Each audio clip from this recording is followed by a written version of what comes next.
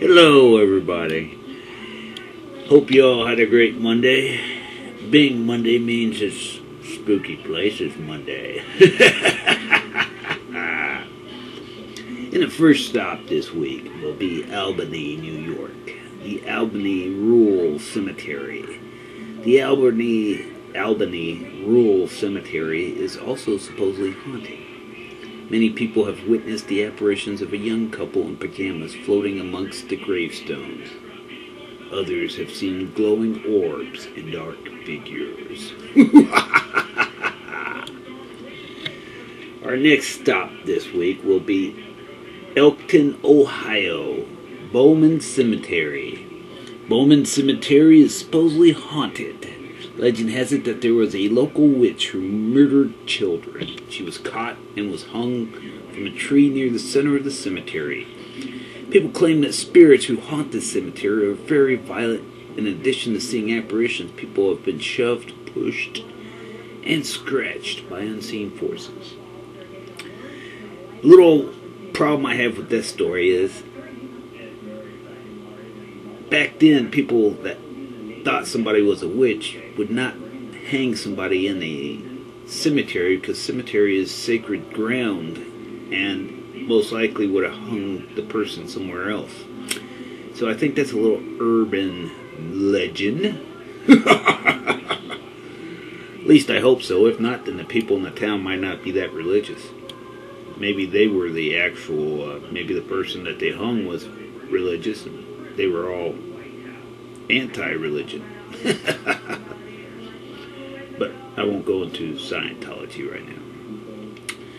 Our next stop, Charleston, South Carolina, St. Philip's Churchyard. St. Philip's Churchyard is supposedly haunted. Many claim the ghost of Sue Howard Hardley roams the cemetery. She died 6 days after she gave birth to a stillborn baby. People often see her spirit walking through the cemetery, crying at her child's grave. Women who are pregnant or those who have had a miscarriage often feel sick while visiting the cemetery. Many people blame this on Sue's ghost. In 1987, a photographer visited the cemetery while writing an article about Charleston's graveyards. In one of his photos, there is a woman mourning the death of her child at a grave. He didn't see the woman while he was in the cemetery. She just showed up on the photo. And Charleston, South Carolina again. Our last stop for tonight will be the Unitarian Churchyard. The Unitarian Churchyard is supposedly haunted. The most famous ghost is that of Annabel Lee. Many believe she is the subject of Edgar Allan Poe's poem with the same name, Annabel Lee. Annabel Lee lived in Charleston before the Civil War broke out. One year she met a sailor from Virginia who was stationed at nearby naval base. The two fell in love and spent lots of time together. Unfortunately, Annabel's father didn't approve of their relationship, and Annabel was forbidden to see him again. Of course, that didn't stop them. Annabel would sneak out of the house at night to meet her lover at the Unitarian Cemetery. They were able to see each other this way for many months, but soon Annabel's father was found out that she was still seeing him. One night he followed her there and saw her meeting the sailor. He was furious and locked his daughter in her room for several months. While Annabel was locked in her room, the sailor was transferred back to Virginia.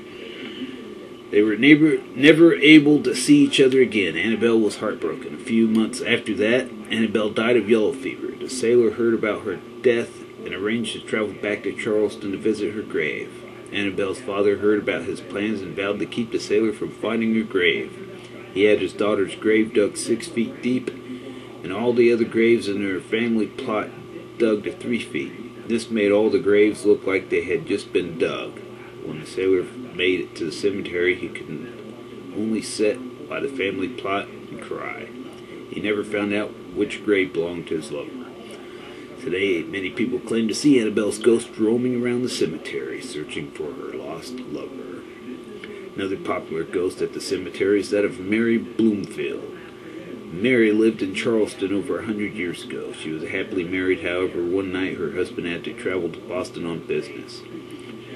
She never heard from him again. No one knows what happened, but Mary was heartbroken. She lived the rest of her life waiting for her long-lost husband to return home. Today, many people claim to see her ghost wandering around the cemetery, still searching for her husband. Interesting.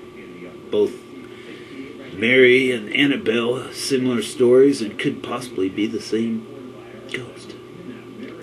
Or maybe not. Who knows? But interesting nonetheless, and spooky. Well, hope you all enjoyed. Wishing you all a spooky night.